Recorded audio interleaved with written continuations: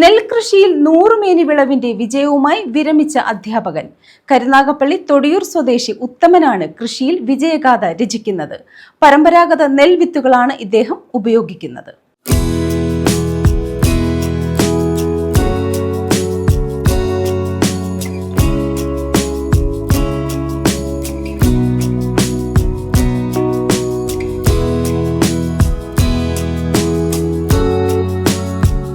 കരുനാഗപ്പള്ളി തൊടിയൂർ മന്ദിരമുക്കിൽ വിരമിച്ച അധ്യാപകനായ ഉത്തമനാണ് നെൽകൃഷിയിലും വിജയഗാഥ രചിക്കുന്നത്.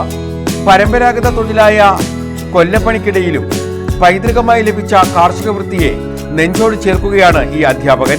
തൊടിയൂർ ആര്യൻപാടത്ത് 5.5 ഏക്കറിലാണ് നെൽകൃഷി.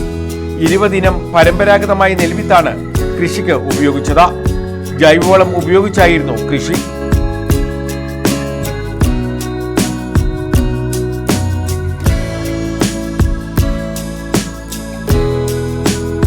യന്ത്രം ഉപയോഗിച്ചാണ് വിളവെടുത്തതെങ്കിലും കറ്റമെതിക്കലും വേർതിരിക്കലുമെല്ലാം പഴയ കാലത്തെ കുട്ടയും പറക്കുട്ടയും ഉപയോഗിച്ച സമീപവാസികളായ ജോലിക്കാരെ ഉപയോഗിച്ചുകൊണ്ടായിരുന്നു.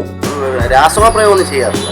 ജൈവവളം നമുക്ക് ഇഷ്ടംപോലെ ചാണകം ആദ്യം കണ്ടെത്തി കൊടുക്കും, വാരി വിതറിയിട്ട് പിന്നെ അത് കൂട്ടി റെഡിയാക്കി. പിന്നെ ഞാറും നമ്മൾ നെല്ല് ഞാറാക്കിയിട്ട് കർക്കിടക അവസാനത്തോടെ നമ്മൾ നട്ടു ചേർക്കും. മകരം ആദ്യ ഭാഗത്തിൽ കൊയ്തെടുക്കാൻ പറ്റും.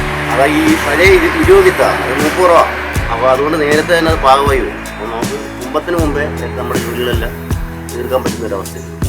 നെൽകൃഷിക്കൊപ്പം പശുവളർത്തലും കുലത്തൊഴിലും പച്ചക്കറി കൃഷിയും ഇദ്ദേഹം ചെയ്യുന്നുണ്ട്. അധ്യാപന രംഗത്ത് നിന്ന് വിരമിച്ചെങ്കിലും കൃഷിയിലും കുലത്തൊഴിലിലും പൂർണ്ണമായ സംതൃപ്തിയോടെയാണ് മുന്നോട്ട് പോകുന്നതെന്ന് ഉത്തമൻ പറയുന്നു. എനിക്കിപ്പോൾ 56 വയസ്സ് കഴിഞ്ഞു.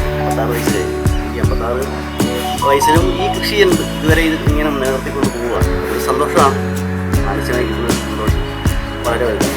പിന്നെ കുലത്തൊഴിലുണ്ട്, കന്നുകാലികളെ പരിഹരിക്കുന്നുണ്ട്. വിവിധ സംസ്ഥാനങ്ങളിൽപ്പെട്ട വ്യത്യസ്തങ്ങളായിട്ടുള്ള നാടൻ പശുക്കളെ, അതേപോലെ തന്നെ പഴയകാല കാർഷിക ഉപകരണങ്ങളുടെ ശേഖരം എനിക്കുണ്ട്. എല്ലാം കാര്യങ്ങളെല്ലാം ഉണ്ട്. എല്ലാം ഒരു പഴമയെ നിലനിർത്തിക്കൊണ്ട് പോവുക എന്നുള്ളത്. News bureau, Karunagappally.